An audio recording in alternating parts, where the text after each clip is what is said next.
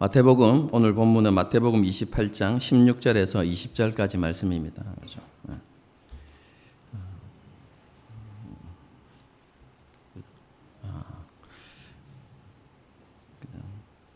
제자 훈련을 열심히 받았던 사람들은 거의 다 외우고 있는 말씀이죠. 마태복음 28장 16절에서 20절까지 말씀입니다. 한 절씩 교독하시겠습니다. 제가 먼저 읽겠습니다. 11 제자가 갈릴리에 가서 예수께서 지시하신 산에 이르러 예수께서 나와 말씀하여 이르시되 하늘과 땅의 모든 권세를 내게 주셨으니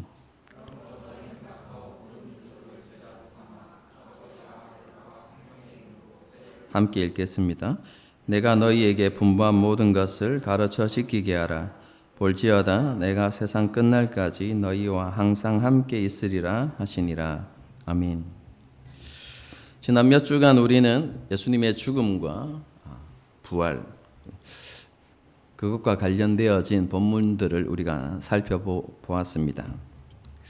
예수님의 십자가 죽음, 그것은 우리의 이성으로 도저히 이해할 수 없는 아버지 하나님과 예수님의 한없는 사랑이었다라는 것을 제가 여러분에게 말씀드렸습니다. 우리는 하나님의 형상으로서 하나님의 영광을 드러낼 존재로 창조되었습니다. 하지만 범죄하고 타락함으로 죄의 종이 되어서 하나님의 진노와 심판의 대상이 되었습니다. 영광스럽게 창조된 존재가 수치스러운 존재가 되고 만 것입니다. 이런 죄로 말미암아 입게 되어진 수치를 벗기시기 위해서 아버지 하나님과 예수님께서 친히 수치를 당하셨습니다. 아버지 하나님과 예수님께서 수치를 당하시고 모든 것을 내어주심으로 우리는 죄로 말미암아 입게 되었던 그 수치를 벗게 되었고 하나님께로부터 의롭다 하심을 받을 수 있게 되었습니다. 더 이상 죄가 이끄는 대로 살지 않고 하나님 나라와 의를 위하여서 살아갈 수 있는 존재가 된 것입니다. 의롭다함을 받은 자로서 합당하게 살아갈 수 있는 은혜를 주시고 또한 그렇게 살아갈 수 있도록 우리에게 성령을 부어 주신 것이죠. 하지만 제자들은 예수님께서 이루시고자 했던 이 놀라운 사실들을 전혀 알지 못했습니다. 그래서 부활하신 예수님께서 다시 제자들을 찾아가신 것이죠. 그리고 그들에게 가르치시는데요. 메시아와 관련되어진 구약에 있는 그 모든 예언들을 다 풀어서 자세히 가르치셨습니다. 그래서 예수님의 십자가 죽으심의 이유와 의미, 그리고 예수님의 부활에 담긴 의미가 무엇인지를 그들에게 자세히 가르쳐 주셨던 것이죠. 부활하신 우승천하시기까지 40일 동안 예수님께서 제자들에게 나타나셨는데요. 정확하게 예수님께서 몇 번이나 나타나셨는지는 알 수는 없습니다. 하지만 성경에 기록된 횟수는 총 11번입니다.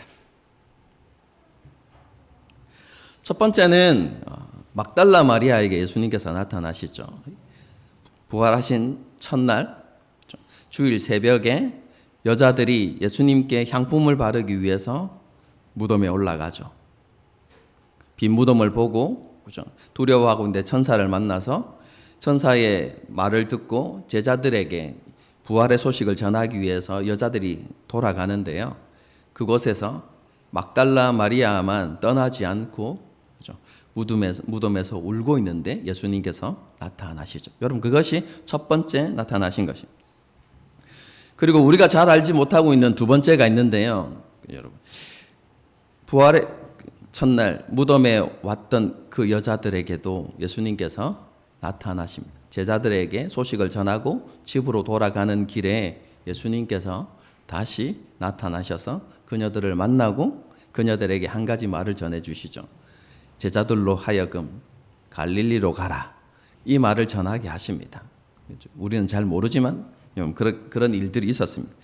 그럼 세 번째는 지난주에 우리가 살펴보았던 이야기죠. 엠마오로 내려가는 두 제자에게 예수님께서 나타나신 사건입니다. 그리고 네 번째는요, 이것도 우리는 잘 알지 못하는 내용인데 예수님의 수제자였던 시몬 베드로에게 예수님께서 나타나십니다. 그런데 성경에는 그 나타난 자세한 상황을 기록하고 있지는 않습니다.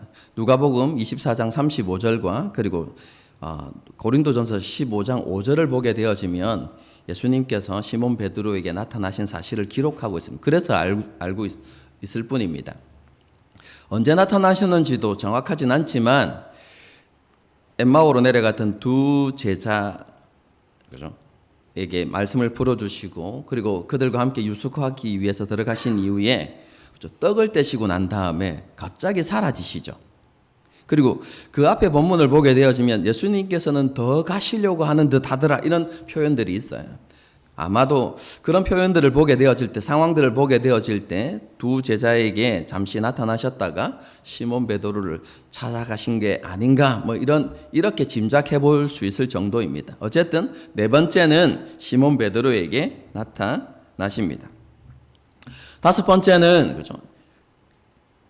사도와 다른 제자들과 그리고 엠마오로 내려가던 두 제자가 다시 돌아와서 함께 모여있는 그 자리에 예수님께서 나타나시죠. 그럼 그것이 다섯 번째이고요. 그런데 그때 누가 없었습니까? 사도 중에 도마라는 사람이 없었죠. 여러분, 그래서 도마가 나는 보지 않고는 못 믿겠다 이렇게 이야기하니까 일주일 뒤에 예수님께서 제자들이 모이는 자리에 다시 나타나셔서 그죠? 도마에게 손가락을 넣어보고 믿음 없는 자가 되지 말고 믿는 자가 되라 이렇게 말씀하시죠. 그것이 여섯 번째이고요. 일곱 번째는 우리가 너무나 잘 알고 있습니다.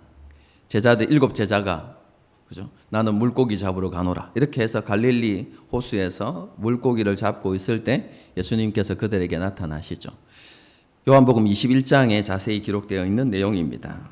여덟 번째는 오늘 본문에 나와 있는 사건입니다. 우리는 그죠? 이 마태복음 28장이 예수님이 승천하시기 직전에 일어났던 일이라고 생각하는 경우가 많이 있지만 여덟 번째 나타나신 사건입니다.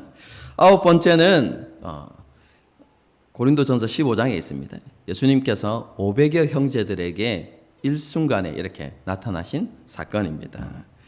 그리고 열 번째는 예수님의 혈육이었던 동생이었던 야고보에게 예수님께서 나타나시죠. 그 나타남을 통해서 이 야고보가 회심을 하게 되어지고 나중에는 예루살렘의 지도자가 되긴 하죠. 그리고 마지막 11번째가 사도행전 1장에 있는 그죠? 승천하기 직전에 11사도와 예수님께서 만나신 사건. 여러분, 오늘 본문은 갈릴리의 어떤 산에서 일어났던 일이고요. 그리고 승천하실 때 그곳은 예루살렘에 있던 어떤 곳입니다. 다른 장소입니다. 여러분, 그렇게 이해하시면 되겠습니다. 부활하신 예수님께서 승천하시기 전까지 이렇게 제자들에게 나타나셔서 자신의 죽음과 부활에 대해서 기록하고 있는 그 말씀들을 가르치시고 그 모든 것이 성취되었다는 것을 제자들에게 깨닫게 해주셨죠. 그리고 십자가 죽음이 온 세상을 구원하고 하나님의 나라를 회복하고 완성하는 하나님의 뜻과 계획임을 제자들에게 자세히 가르쳐 주셨던 것입니다. 이 가운데서 오늘은 여덟 번째로 갈릴리에서 11제자와 만나신 사건을 이렇게 살펴보도록 하겠습니다. 이 사건은 오직 마태복음에만 기록되어져 있습니다. 다섯 절로 이루어진 이 단락은 마태복음에서 두 가지 역할을 합니다. 그럼 첫 번째는 예수님의 그 십자가 죽음이 실패가 아니라는 것을 이렇게 보여주죠. 너무나 비참하게, 그렇게 초라하게, 그렇게 나약하게 죽어간 그 예수님의 죽음이 실패가 아니라 영원한 승리라는 것을 보여주는 역할을 합니다. 그리고 그 죽음의 결과가 얼마나 영광스러운지를 보여주는 역할을 하는 것이 오늘 본문의 내용입니다. 한마디로 이야기하면 예수님께서 하늘과 땅의 모든 권세를 하나님께로부터 받으셨다라는 결론을 보여주는 것이죠. 이렇게 첫 번째로 이 단락은 예수님의 그 십자가 죽음이 실패가 아니라는 것을 정확하게 보여주는 것이고요. 두 번째는 이 단락은 마태복음 전체의 결론의 역할을 합니다. 여러분, 마태복음 1장에 예수님의 오심에 대해서 두 가지를 언급합니다. 첫 번째는 뭡니까? 예수님께서 다윗의 자손으로 왕으로 오셨다는 것을 이야기하죠.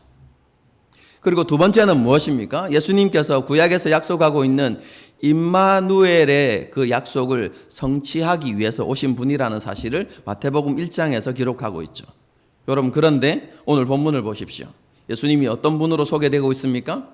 하늘과 땅의 모든 권세를 가지신 만왕의 왕. 그분이 만왕의 왕이심을 증명하고 있죠. 그것뿐만 아니라 내가 세상 끝날까지 너희와 항상 함께 있으리라 라는 이 약속을 통해서 그 구약의 임마누엘의 약속을 성취하신 분, 여러분, 이렇게 오늘 본문이 예수님을 소개하고 있는 것이죠. 이런 의미가 담긴 이 본문의 사건은 아까도 말씀드렸지만 갈릴리 지역에 알려지지 않는 어떤 산에서 이렇게 이루어진 일이죠. 마태복음에서 산은 하나님께서 자기의 뜻과 계획을 알려주시는 계시의 장소로 이렇게 등장합니다. 가장 쉬운 예로 변화산을 생각하시면 되겠습니다. 그럼 그곳에서 하나님의 뜻과 계획을 나타내시고 예수님의 영광을 보여주시죠. 오늘 본문에서도 그렇죠? 예수님의 마지막 우리 지상명령으로 알고 있는데 이 명령이 그렇죠? 어디에서 주어지고 있습니까? 산에서 주어지고 있습니다. 그렇다는 것은 그렇죠? 예수님께서 주시는 이 마지막 명령이 예수님께서 제자들에게 주시는 뭐라는 의미입니까? 계시. 그리고 제자들에게 주시는 주님의 뜻과 계획이라는 것을 분명하게 보여주는 것이죠. 여러분, 이것이 산에서 만나셨다라는 그 표현에 담겨져 있는 의미입니다. 11명의 사도들은요, 예수님께서 지시하셨던 그 산에 이르러서 예수님께 경배하죠. 그런데 놀랍고도 재미있는 표현이 따라 나옵니다. 그게 뭡니까? 17절을 보십시오. 예수님을 배웠고 경배하나. 그 다음에 뭐라고 되어 있습니까? 아직도 의심하는 사람들이 있더라. 여러분, 여기에서 의심하다라는 뜻은 예수님께서 부활하셨다는 사실을 의심했다는 의미가 아닙니다. 그리고 예수님이 메시아라는 사실을 못 믿었다 이런 의미도 아닙니다. 여기에서 의심했다라는 것은요, 그들의 믿음이 온전치 못했다라는 의미입니다. 제자들에게 아직까지 여러 가지 의문과 불확실함이 그들 가운데 있었다라는 의미입니다. 쉽게 이야기하면 그들이 완전한 깨달음에까지는 이르지 못했다. 그래서 여전히 혼란스럽고 의문이 그들에게 많이 있었다. 이런 표현입니다. 그렇죠? 곧 있으면 올라가실 때가 되었는데도 그때까지도 여전히 깨닫지 못하고 혼란스러워하고 의문을 가지는 제자들이 있었다. 이렇게 표현하는데요. 그죠? 제 같으면 얼마나 실망을 했을까요? 그죠? 실망을 했을 것 같아요. 그런데도 불구하고 예수님은 여전히 그들을 용납하시고 그들에게 놀라운 선언을 하시죠. 여러분, 그게 18절 이하의 말씀입니다. 예수께서 나와 말씀하여 이르시되 하늘과 땅의 모든 권세를 내게 주셨으니 그러므로 너희는 가서 모든 민족을 제자로 삼아 아버지와 아들과 성령의 이름으로 세례를 베풀고 내가 너희에게 분부한 모든 것을 가르쳐 지키게 하라. 볼지어다 내가 세상 끝날까지 너희와 항상 함께 있으리라 하시니라. 예수님께서는 먼저 자신에게 하늘과 땅의 모든 권세가 자신에게 주어졌다고 선언하십니다. 여러분, 여기에서 하늘과 땅은 단순히 하늘, 땅이라는 특정한 공간을 이야기하는 게 아닙니다. 여러분, 하늘과 땅이라는 것은 성경에서 관용어입니다. 창세기 1장이 뭐죠? 1장 1절이 뭐죠? 태초에 하나님께서 천지를, 이렇게 되어 있는데, 하늘과 땅을 창조하셨습니다. 이런 의미입니다. 천지가 한자로 하늘과 땅이잖아요, 그죠? 하나님께서 하늘과 땅을 창조하셨습니다. 여러분, 그런데 그 이후에 창조의 내용을 보십시오. 하늘과 땅만 창조했습니까? 모든 것을 창조하셨죠. 그래서 하늘과 땅의 모든 권세를 가지셨다는 것은 예수님께서 전 우주적 통치권을 가지셨다라는 의미입니다. 하늘에 속한 모든 영적인 존재들과 하나님께서 창조하신 모든 만물, 그리고 나라와 민족과 열방에 대한 통치권을 예수님께서 받으셨다라는 의미입니다. 예수님께서 만왕의 왕, 만주의 주가 되셨다는 의미가 바로 이 표현입니다. 여러분, 이런 권세를 가지신 예수님께서 11제자에게 명령을 주시죠. 뭡니까? 명령은 한 가지이고 그 한 가지에 두 가지 내용이 포함됩니다. 예수님께서 주신 명령은 하나입니다. 뭡니까? 모든 민족으로 제자를 삼으라는 것이죠. 여러분, 그것이 제자와 교회에게 주신 주님의 명령입니다.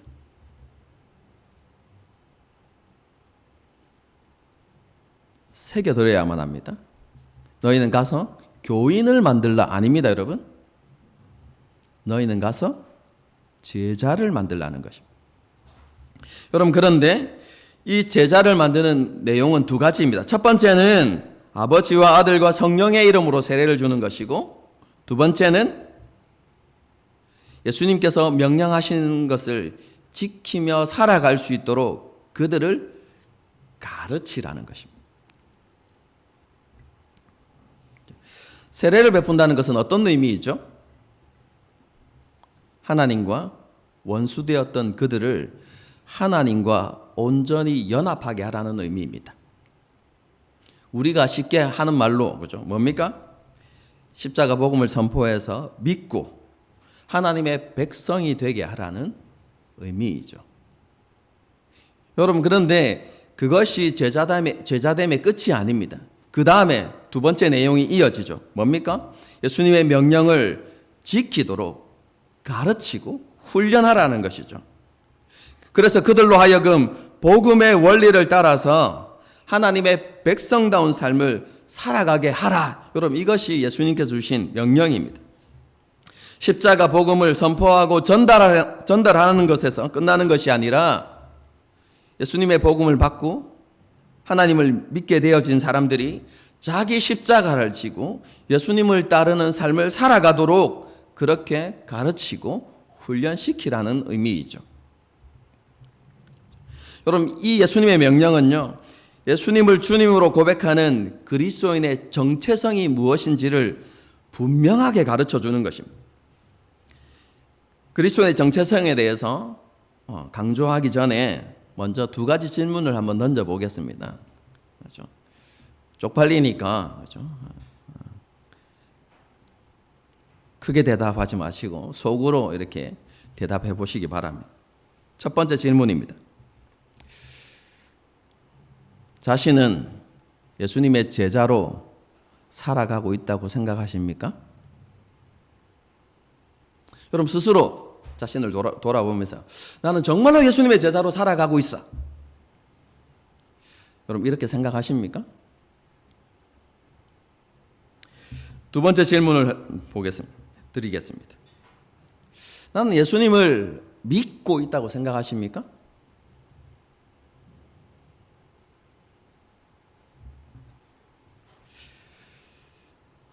여러분, 이 두 가지 질문에 모두 다, 질문에 모두 다 예라고 대답하는 그리스도인이 많을까요?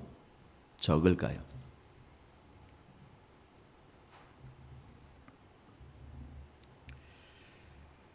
그럼 일반적으로 교인들은 교회 안에 두 부류가 있다고 생각합니다. 첫 번째는 예수님을 믿고 거듭난 신자가 있고, 또 한 부류는 예수님의 말씀을 따라서 살아가는 제자가 있다고 생각합니다. 그리고 제자는 예수님을 향하여서 특별한 열심을 가진 소수의 사람들, 그들이 제자라고 이렇게 생각하죠. 그러면서 예수님을 믿는 것은 우리의 구원과 관련이 있고, 제자로 살아가는 것은 하나님 나라에서 받을 상급과 관련이 있다라고 이렇게 생각하는 것이죠. 여러분, 그런데요, 오늘 본문의 말씀은 그러한 일반적인 생각들, 교인들이 가지고 있는 그런 일반적인 생각들이 잘못되었다는 것을 분명하게 가르쳐 줍니다. 오늘 본문이 우리에게 말씀하는 바가 무엇입니까? 예수님을 믿는 사람은 모두 제자이고 제자의 삶을 살아가야 한다는 것입니다. 여러분, 그것이 그리스도인의 정체성입니다. 마태복음 7장에도 예수님께서 이렇게 말씀하시죠. 예수님을 믿는다고 말하면서 제자의 삶을 살지 않는 사람들은 그들의 믿음이 참 믿음이 아니다라고 말씀하십니다. 우리가 잘 아는 표현대로 하면요, 예수님은 주여 주여 하는 자마다 다 하나님 나라에 들어가는 것이 아니다라고 이야기합니다. 하나님 나라에 들어갈 수 있는 사람들이 어떤 사람들입니까? 하나님의 말씀을 듣고 행하는 사람들이 하나님 나라에 들어간다고 분명하게 말씀합니다. 여러분, 그런 사람들이 모래 위가 아니라 반석 위에 집을 지은 사람이라고 우리에게 가르치죠. 참된 믿음을 가진 사람은 말씀을 듣고 반드시 그 말씀에 순종하는 삶을 살아가게 되어 있다는 것입니다. 제자는 선택사항이 아니라는 것이죠.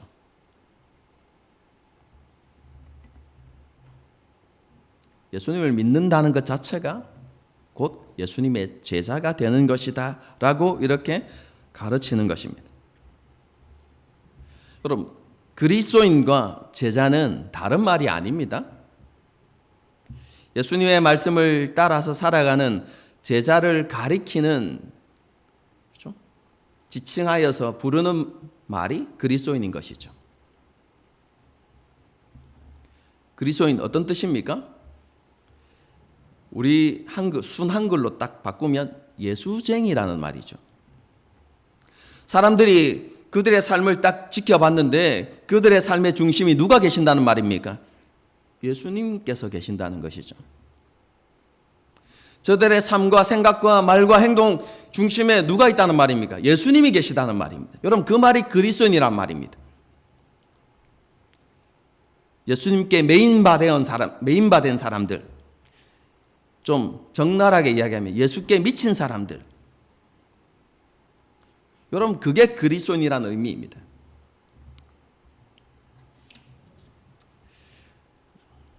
이렇게 또 이야기하면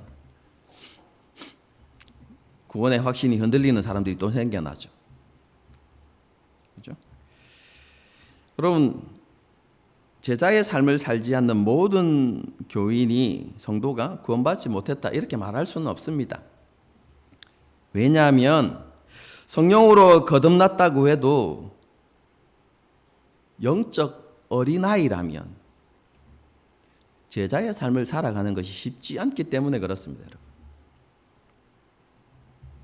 여전히 옛습관이 남아있고 세상은 여전히 죄의 영향력이 남아있습니다. 여러분, 그렇기 때문에 예수님의 주권에 온전히 순종하는 삶이 훈련되어 있지 않은, 여러분, 영적 어린아이는 제자의 삶을 살아가는 데 있어서 많은 어려움이 있습니다. 오늘 본문 말씀도 한번 보십시오.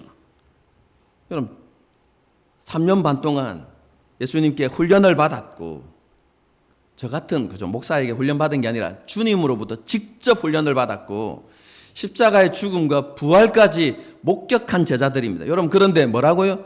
여전히 불확실함 속에서 의문을 가진, 의심하는 사람들이 있더라, 이렇게 이야기하죠. 여러분, 우리도 그렇습니다. 여러분, 이런 연약함을 예수님께서 너무나 잘 아시기 때문에 우리에게 이렇게 말씀하신 것이죠. 가르쳐 지키게 하라. 제자의 삶을 살아가기 위해서는 배우고 훈련받아야 한다는 의미입니다. 그렇죠? 배우고 훈련받아서 삶의 자리에서 제자도를 실천해 나가야 한다는 것이죠.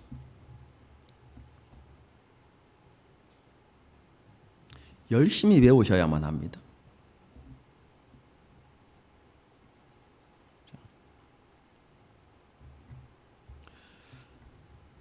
여러분은 자세히 모를 수도 있지만 여러분, 셀 나눔을 가볍게 여기지 말고요, 셀 나눔이 진지하게 잘 이루어지도록 훈련하십시오. 훈련하는 것입니다. 그리고 경건보고서, 그죠? 작년보다는 정말로 많이 나아졌습니다, 여러분.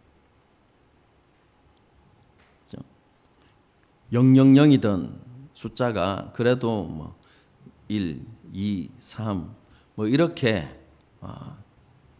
되고 있으니까요. 여러분, 경건의 훈련들을 해 나가셔야 돼요. 제가 부목사 시절에 여러분에게 했던 제자 훈련을 하지 않는 이유가 있습니다. 훈련의 방식을 조금 바꾸었습니다. 그리고 그 훈련을 셀장 모임과 세일 모임에 조금 집중시키려고 하고 있어요. 그런데 이것이 되어지기 위해서는 여러분들 스스로 경건 훈련하셔야만 합니다. 그럼 어쨌든 여러분들이 그렇게 배우고 훈련받아서 제자의 삶을 살아갈 수 있도록 노력해야 하는 것이죠. 우리가 실천해야 되는 제자도의 핵심은 두 단어로 표현할 수 있습니다. 첫 번째는 주재권, 두 번째는 자기 부인입니다. 우리는 우리의 삶의 모든 영역에서 예수님께서 왕이심을 고백하고 그 왕권에 순종하는 삶을 살아야만 합니다. 우리의 모든 영역에서 그리스도의 주권이 선포되도록 우리가 순종의 삶을 살아가야 한다는 것이죠. 여러분, 그런데 제자도에서 말하는 주재권은 거기에서 끝나지 않습니다. 그것을 뛰어넘어서 예수님께서 모든 세상을 주관하고 다스리시는 분임을 고백하고 인정하는 삶을 살아가야만 합니다.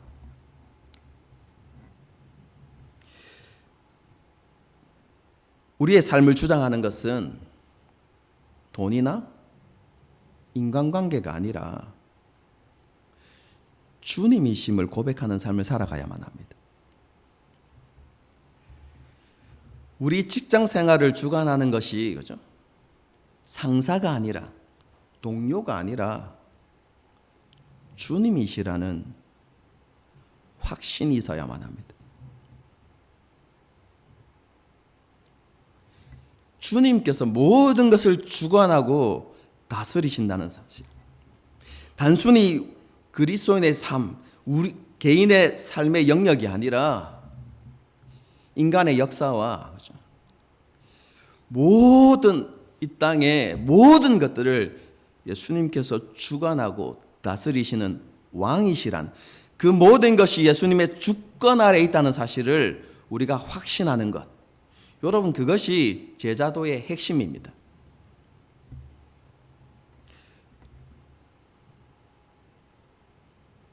여러분, 그 믿음이 있어야 우리가 직장 생활을 할 때 그리스도인답게 살아갈 수 있는 것이죠.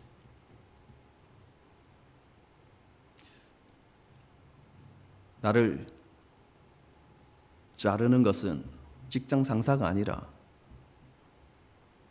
그 권한이 하나님께 있다.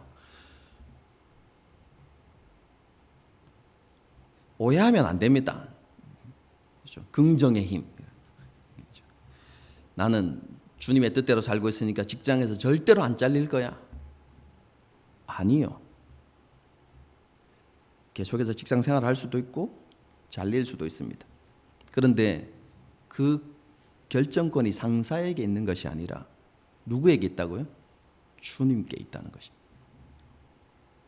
내가 그리스도인다운 삶을 살다가 만약에 직장에서 직장을 그만두게 되어지면 하나님께서 그 모든 것 가운데 일하신 것이고 우리를 주님의 뜻 가운데 다른 길로 인도하시기 위해서 주님께서 그렇게 하신 것뿐입니다, 여러분.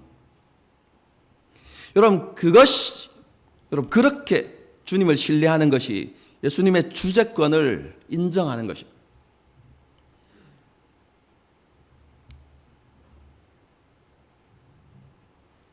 인간관계에서도 마찬가지고 학교 생활에서도 마찬가지고 우리의 모든 삶에 있어서 가장 높은 자리에 앉으신 분이 바로 주님이라는 사실을 믿고 살아가는 것. 그래서 그분을 신뢰하고 그분이 우리에게 명령하신 대로 살아가는 것. 여러분, 이것이 예수님의 주재권을 인정하며 살아가는 삶의 모습입니다.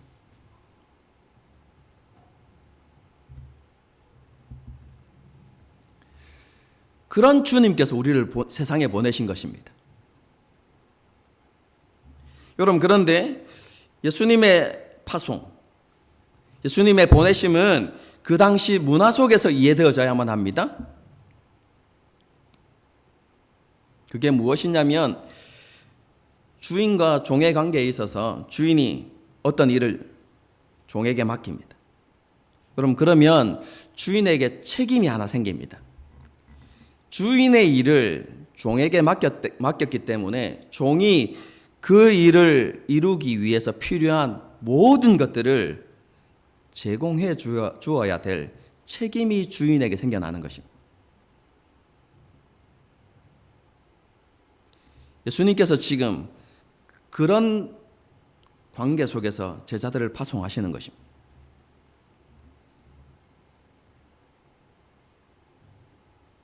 너희가 세상에 나가서 제자도를 실천하고 모든 민족을 제자 삼는 그런 삶을 살아라. 그러면 내가 너희에게 모든 것을 뭐 해주시겠다고요? 공급해주고 너희의 모든 삶을 책임지겠다라는 말씀입니다. 여러분, 그런데 그렇게 말씀하시는 분이 어떤 주님이십니까? 하늘과 땅의 모든 권세를 가지신 분이십니다. 그 주님께서 너희가 내가 명령한 대로 너희가 참된 제자의 삶을 살아간다면 내가 너희의 모든 삶을 책임질 것이다 라고 선언하시는 장면이 바로 오늘 본문의 내용입니다. 여러분, 이것은 마태복음 6장의 말씀과 동일한 것이죠. 너희는 먼저 그의 나라와 그의 의를 구하라. 그리하면 이 모든 것을 너희에게 내가 더하여 줄 것이라는 명령. 여러분, 말씀과 똑같은 원리입니다, 여러분. 그러므로 너희는 세상에서 두려워하지 말고 나를 신뢰하라 라는 말씀인 것이죠. 물론 죄로 인해서 세상의 정치와 경제, 사회, 문화, 미디어 모든 영역이 어그러지고 뒤틀린 세상 속에서요, 제자로 살아간다는 것은 쉬운 일이 아닙니다. 하지만 모든 것을 주관하시고 다스리시는 주님을 신뢰하는 믿음이 있을 때 비로소 우리가 여러 가지 힘들고 어려움들이 있고 상처도 받고 마음의 괴로움도 있지만 그럼에도 불구하고 우리의 모든 것을 책임지시는, 그리고 만왕의 왕이 되시고 만주의 주가 되시는 주님이 나와 함께 하신다는 그런 믿음 속에서 여러분, 그런 제자의 삶을 살아갈 수 있게 되는 것이죠. 내가 서 있는 그 삶의 자리에 하나님의 나라가 임하기를 간절히 기도하고 그곳에서 선한 영향력을 나타내는 삶을 살아갈 수 있도록 하나님께 지혜를 구하고 성령님께 도움을 구하고 그럼 그렇게 살아가야 하는 것이죠. 그리고 왜 그런 삶을 살아가냐고 묻는 사람들에게, 우리가 가진 소망을 묻는 사람들에게, 그죠? 십자가 복음을 증거하고 그들로 하여금 하나님께로 돌아오게 하고, 그리고 그들에게 우리의 가치관을 가르치고, 그리고 십자가 복음의 삶의 원리를 가르쳐서 그들로도 하여금, 그죠? 제자의 삶을 살아가게 하는 것. 여러분, 이것이 우리에게 주어진 지상명령인 것이죠. 모든 그리스도인들이 그렇게 살아가야 한다는 것입니다.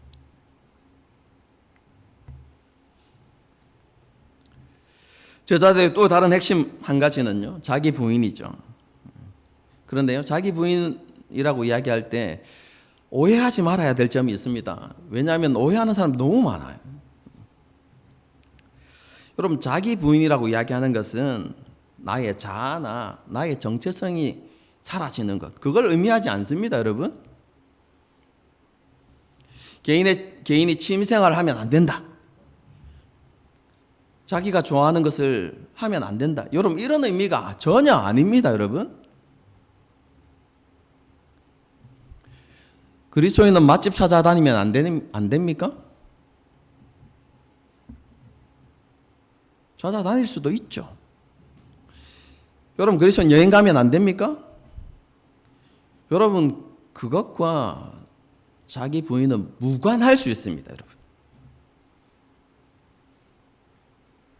무관하다가 아니라 무관할 수 있습니다, 여러분. 그럼 성경에서 말하는 자기 부인이 무엇입니까? 여러분, 그것은 쉽게 설명드리면 내 뜻과 하나님의 뜻이 상충될 때 내 뜻을 내려놓고 하나님의 뜻에 순종하는 것. 여러분, 이게 자기 부인입니다. 무언가를 선택하려고 할 때 나의 욕심과 하나님의 뜻이 상충되어질 때 내 욕심을 포기하는 것. 여러분, 이게 자기 부인입니다, 여러분.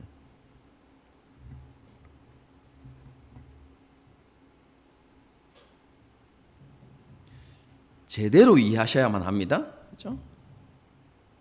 그렇지 않으면, 그렇죠? 내가 좋아하는 것을 하면서도 찝찝하고 이렇게. 그리스도인이 이래도 되는가? 그렇죠? 그리스도인이 성경 헌금 안 보내고 이렇게 맛있는 걸 먹어도 되는가?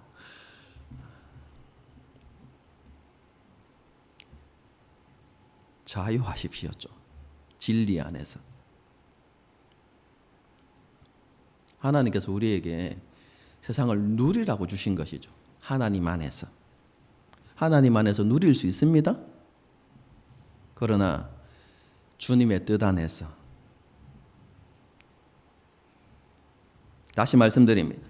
자기 부인은 내가 사라져야 한다는 것이 아니라 나를 하나님의 뜻에 굴복시키는 것입니다.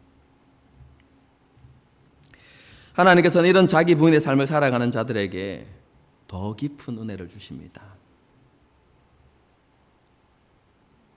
그리고 그런 삶을 살지 않는 사람들보다 더 깊은, 그죠?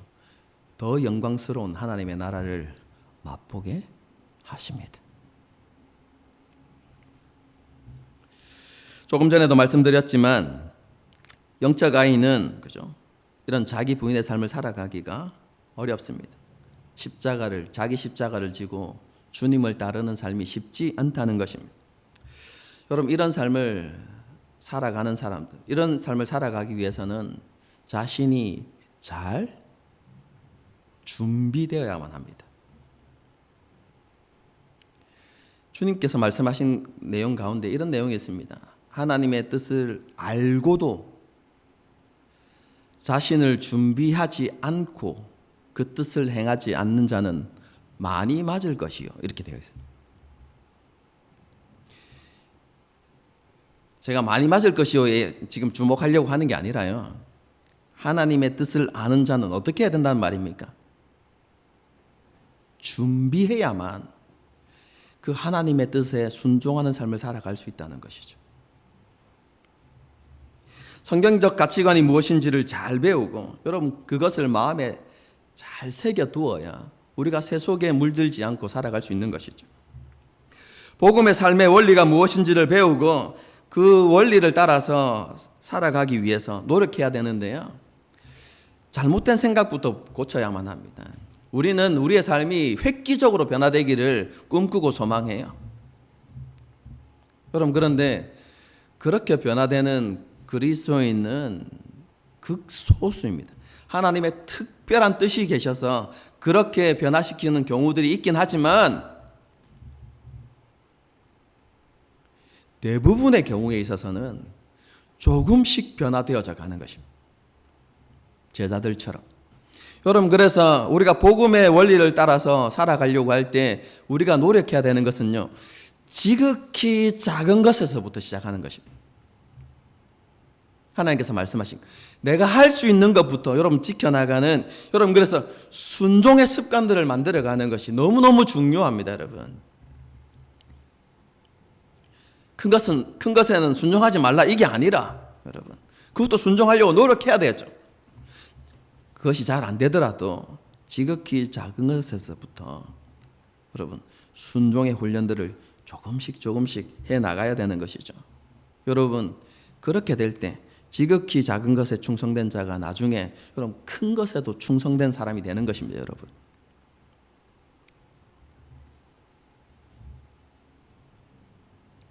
여러분 이렇게 살아가는 것은 세상을 거스르는 삶이기 때문에요. 쉽지 않을 수 있죠. 하지만 오늘 본문을 통해서 다시 한번 우리의 마음에 새겨야 하는 바가 무엇입니까? 그럼에도 불구하고 그것은 주님께서 우리에게 주신 명령이고 예수님을 믿는 우리의 뭐라고요? 정체성인 것이죠. 그렇게 지음받은 사람들입니다. 그렇게 부름받은 사람들이 바로 우리라는 인식을 가지고 살아가야 하는 것이죠. 그러면서 우리에게 위로의 말씀이 있습니다. 내가 너희와 항상 함께 할 것이다. 그럼 그리고 마태복음 7장을 보게 되어지면 이런 약속도 있죠. 주님께서 아버지의 영광으로 천사들과 함께 올 때에 각 사람이 행한 대로 갚아줄 것이다.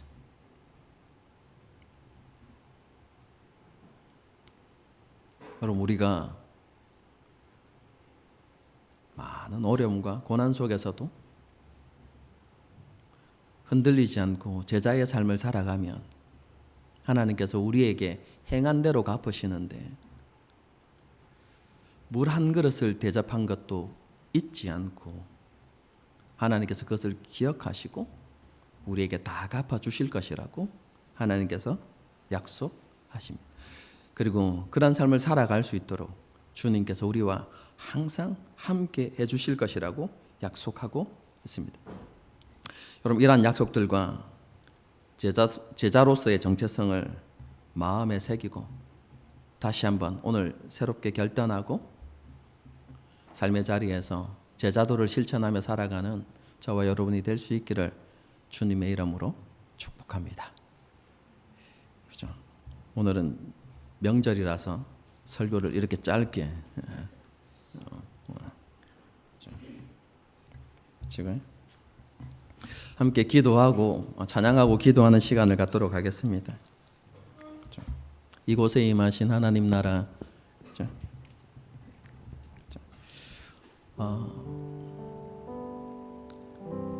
다시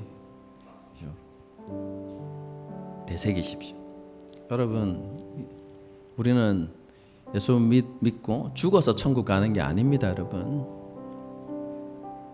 예수님을 믿는 그 순간에 이미 우리는 하나님 나라에 들어가는 것입니다.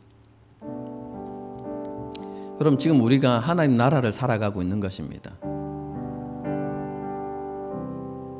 그걸 영생이라고 이야기한다고 했죠. 하나님 나라를 살아가고 있어요. 여러분 그런데 이 하나님의 나라는 지금 그죠? 하나님의 나라가 그 온전한 찬란함과 영광스러움이 우리의 삶 가운데 완벽하게 드러나지 않는 것은 여전히 우리에게 옛습관이 남아있고 이 땅에 죄의 영향력들이 남아있기 때문에, 그렇죠? 그리고 우리의 불순종과 우리의 믿음 없음 때문에 그 하나님 나라의 영광스러움이 잘 경험되어지지 않고 보여지지 않지만, 그런데 그럼에도 불구하고 우리는 하나님의 나라를 살아가고 있고 우리의 삶 가운데 이미 하나님의 나라가 임했습니다. 그리고 아까도 말씀드렸죠. 자기 부인의 삶을 살아가는 사람들에게, 제자도를 실천하며 살아가는 사람들에게 하나님께서 더 큰 은혜를 주시는데, 그것은 그 큰 은혜는 무엇이냐면 그 하나님의 나라의 영광을 보고 누리게 하신다는 것입니다. 그렇죠? 우리가 그러한 것들을 좀 생각하시면서요, 그렇죠? 그 하나님의 나라를 바라보고 소망하며 살아가겠습니다. 그런 결단으로 이 찬양을 하고 기도하는 시간을 갖도록 하겠습니다.